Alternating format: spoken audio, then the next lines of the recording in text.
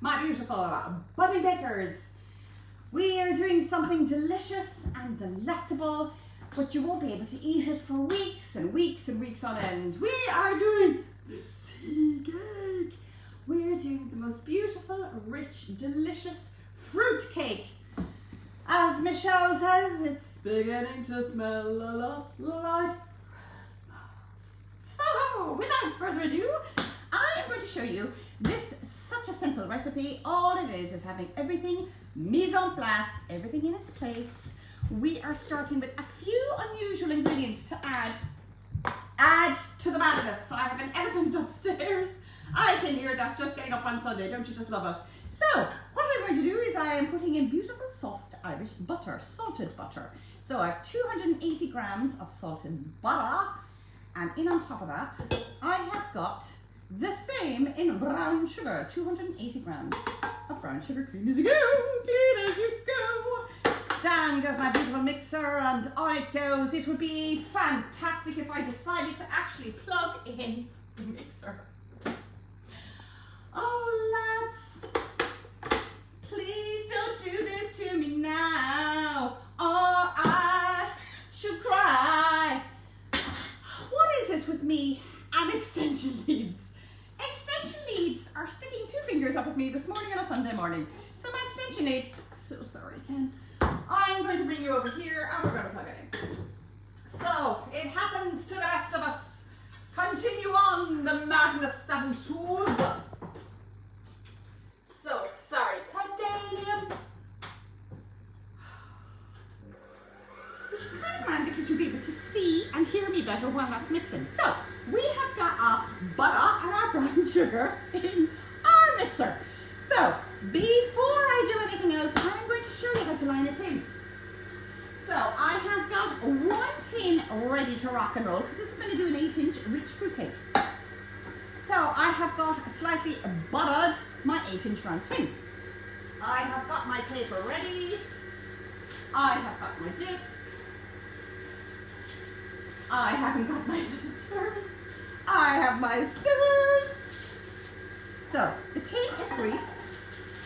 Now, in order for me to see how much greaseproof paper, I didn't want to go all the way around with my greaseproof and see if it would fit and go all the way around the tin. A trick is to get a measuring tape or a piece of ribbon. Wrap it around your tin, and it will give you the dimensions. 26 inches. That's pre-4 children, 26 inches. Oh my God. So 26 inches, I have my strip of paper. So with my parchment, I'm going to fold it over. And I'm going to fold again, probably the width of 2 fingers. And I'm going to crease it.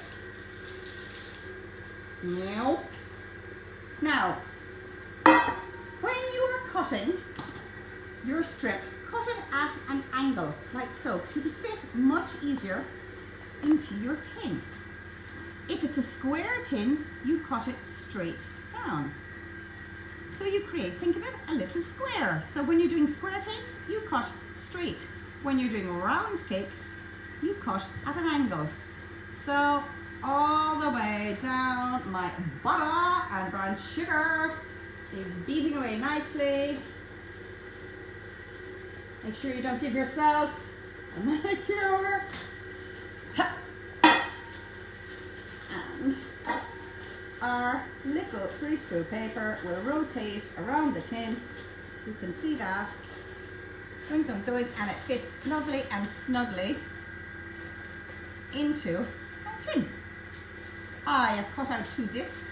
The reason I do 2 discs is I just want to protect the base of the tin. In goes 2 sheets of my parchment, and my tin is ready for another cake. Okay? Now, let's have a look.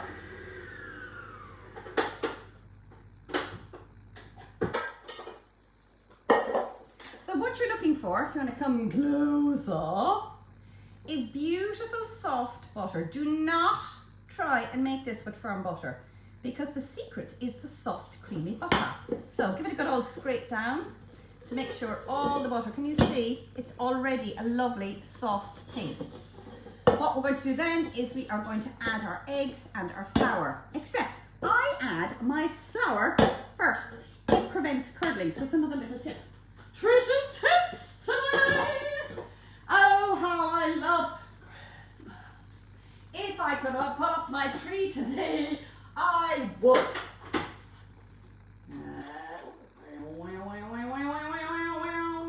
And oh, come on. What is it?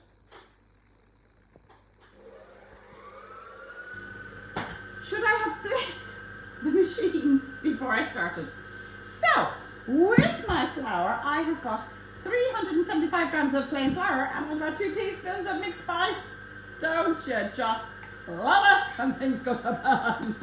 So we have got our flour and our mixed spice, and I have got 4 large eggs. So what I'm going to do now is I'm adding all the flour into my butter mix. Now it will look like as if you're making a cookie dough, so don't panic. So when you look at this, go, what the fudge? This is where the magic happens. It will not curdle on you. You will have a gorgeous soft batter mix. In it goes. Next thing I'm going to do is turn up the speed a little. And in plop my 4 eggs. One at a time. One at a time. And again, another plop. And you have this really lovely, soft, loose batter. But I'm going to add some magic ingredients to this loose batter. Now, as crazy as this sounds, I use strawberries. So these are strawberries in juice. I use half the can, so it's about 60 grams of my strawberries. And I also use 100 grams of dark chocolate. Now this is because my granny used to do you know that browning? It was like gravy browning, not Bisto granules. Don't put Bisto into your fruitcake. This is just to get that gorgeous dark rich colour for your fruitcake. So I put in the dark bitter chocolate, not milk chocolate. You need the dark chocolate to counteract the sweetness. If you see that, to counteract the sweetness of the fruitcake. And you have to be a bit of a fruitcake to make your fruitcake in September. Although truth be known, I actually do my fruitcakes in July. You do not need to have your fruitcake baked a year in advance for Christmas. The only reason I do it so far in advance is when you're busy, it's much easier to do your fruitcakes and they can be maturing away while you've made them in July. About 6 weeks is a perfect time to mature fruitcake. Now there is a bit of a secret. With regards to your fruitcake, if you've made a fruitcake and it could be the week before Christmas, there's a little trick. You wrap your fruitcake in greaseproof paper, you put it straight into your freezer. You freeze it for 24 hours. You take it out of the freezer and you let it come to room temp for another 24 hours and you have got a delicious fruitcake. So a little trick. So don't panic. It could be 24 or 48 hours before Christmas. You can have a beautiful fruitcake on the table. So again, bringing this beautiful dough. Can you see? We have got our batter, our brown sugar, our butter, our eggs, our flour, our spices. So, next thing we have is we're going to add the strawberry and we're going to add the melted chocolate. And this, I'm telling you now, this is a game changer with your fruitcake. So, in goes 60 grams, as you go, and 100 grams of melted chocolate. This also helps loosen up the batter. So when you're incorporating your fruit, you will have a gorgeous loose batter.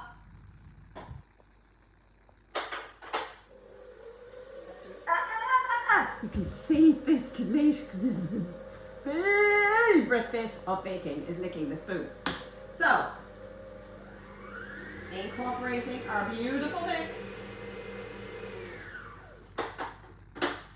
Yum, yum. need a new kitchen so that I can have an electrical output on my kitchen island. So I am not using an extension lead. So apologies for the mayhem this morning. I'm sure for doing fruitcake you have to be slightly batty. So, oh lads, look at this batter. Can you see how soft it is? Now the next thing I am adding, clean as you go, clean as you go. Look at that, I mean it's like all clean. I have got my mixed fruit. I will go through this in a minute. We have got 450 grams of sultanas, 450 grams of raisins. We've got 100 grams of cherries, I've got cranberries, apricots, I've got dates, and I'll go through the mix in regards to how I created my soaked fruit. Soaked to be fruiting. There were only 2 people who picked up on that last week. I was trying to be hidden with my humour. Now, so in goes a little at a time. Now the other thing actually, just to zoom in, can you see how wet and plump the fruit is? That's because I soak it with orange juice, and I also soak it with whiskey, or I soak it with brandy, or I soak it with rum. Not all 3 together, but either or. Now if you're doing a gluten-free cake, be careful about thinking you can soak with whiskey. That's when rum comes into play. Again, in it goes. A little bit, little bit, little bit. Now, when I get to this stage, I know that I would prefer to get down and dirty. Out comes the Christmas mixing bowl. So this is where I will take my batter. Plop. Arms of steel, ladies and gents, arms of steel, while I am lifting this bowl. Can't tell you the divine smell that's coming from just the fruit. Now, before you all have a heart attack, obviously I will not be doing this if I was doing it on a large scale. The last of the fruit, if you want to zoom in, I mix by hand. The best mixer in the world is the one that's at the end of your arm, your hands. So I will literally scoop using the back of my hand. If you can see, this is divine. This is just shy of about 1 kilogram, 1.1 kilogram of mixed fruit. And I will go through the soaking of the mixed fruit and what I use. So we have, ta-da, our mix. Notice I have now gone from 5'2" to 5'7". I have to go up on my tippy toes because the bowl is too big. So I scoop it and plop it into the tin. Plop, plop, and a flatten, and a flatten. I have gone up in the world. Oh, I can't actually go down now. And oh, did you hear that splash? I mean, lads, where would you be going on a Sunday morning without the splash? Now, every last bit. Boink. I mean, lads. That is what bacon is all about. Lick the bowl later. That is the way. My face will clean that later. And then I am just putting it in. Now this will rise beautifully. Now there are times, right, when I am looking, we'll get a spare container. There are times when, even though the eggs I have used are 4 large eggs, I think there's a little bit too much of the mixture. So because I am doing more in a minute, I'm going to take out a little bit, because I want the dip in the center. Now before you say, that's such a waste, that's just me and the eggs that I have used. I should have weighed the eggs, which I do normally. I didn't, I threw in 4 eggs. Now, the reason I am creating a little dip in the center is because that's what my granny showed me. So my Granny showed me that you should put a little dip in the centre, and apparently when it's rising up, it makes it much easier to have a level cake, and that's what I do. Don't panic about this. This is divine eaten raw. Don't eat it raw, but it's divine eaten raw. I am going to add it to another mix. I will weigh out the eggs for the recipe so you will know how many eggs to use. Now, I did use 4, but I used 4 big, huge, free-range eggs. So I'd say a traditional market egg would be fine too. So the next thing I'm going to show you, I'm going to wash my hands. I'll wash my hands first, and I'm going to show you how to soak the fruit.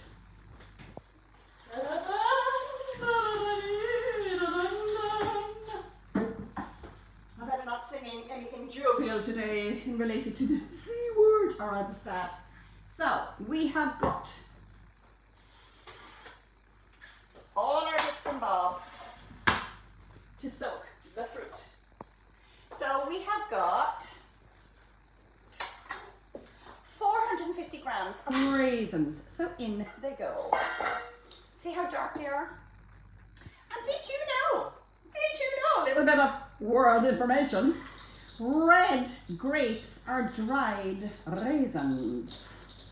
You've got the green grapes, and the green grapes are your sultanas. So 450 grams of sultanas, the zest of 2 oranges, 450 grams of raisins, 450 grams of sultanas.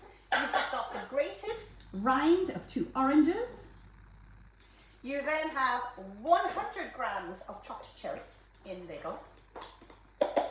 You have got 30 grams of chopped dates.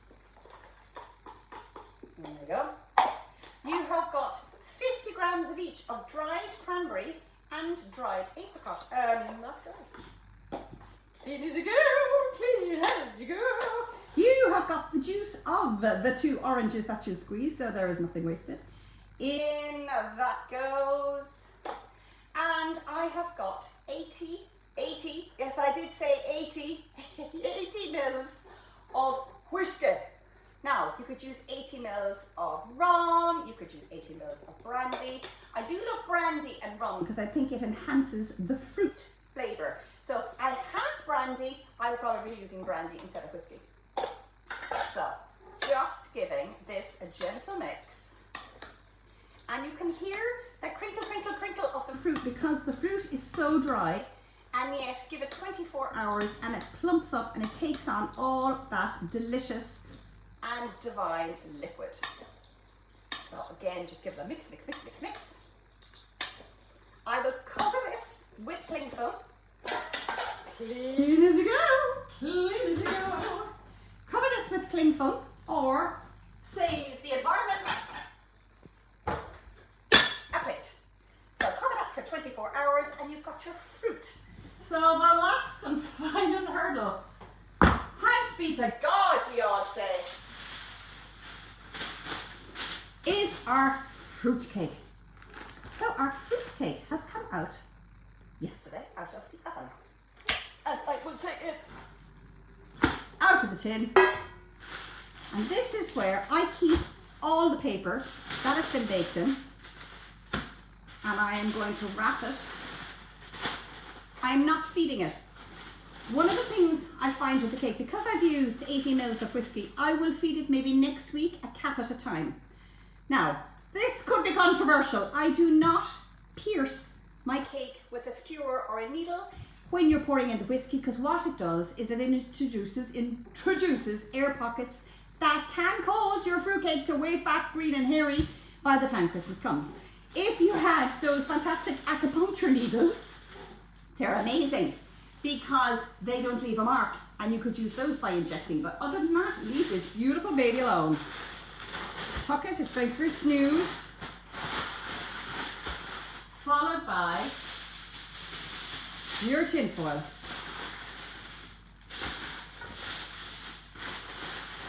Don't wrap your fruitcake with tin foil without your greaseproof paper, or the tin foil will react with the fruit and you will have a nasty cake. Don't kill your fruitcake. Wrap it, wrap it. Now, I have done a round cake today. I can give you the recipe also for a square cake. get a little sticker, boom, smack it and put on it, budding baker first fruitcake of the season, and put the date on it, because then you know when you actually made your cake. So we have one that's going to go into the oven. I've got a few more that's going to go into the oven. It will go into the oven at, you have a choice, 130, low and slow for 4.5 hours, or 140, 3.5 hours. I like to go low and slow. So what I do is I put the oven on at 140, and then I drop it to 130, and what else do I do? Can I see the bowl? I can. I will fill, stay with me. I will fill a little bowl, heat-proof bowl, obviously, not your beautiful fine best china, with water. That is going to go into the oven with your fruitcake to have a snooze. It will take, in my house, 4.5 hours, because I will do it for 130. I'll put the oven on for 140.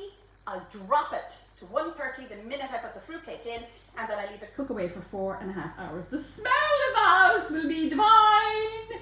You will have everyone calling to your house, left, right and centre, saying, what have you got baking? It'll be like this to add. They'll be smelling it in China. Lads, the chaos continues next Sunday. I shall see you at 10. Let me know in the comments what you'd love to do. I will do some sugar craft. I will do some modelling. I will do a stage where we're almond pasting and icing. But for today, I shall bid you farewell and see you next Sunday at 10.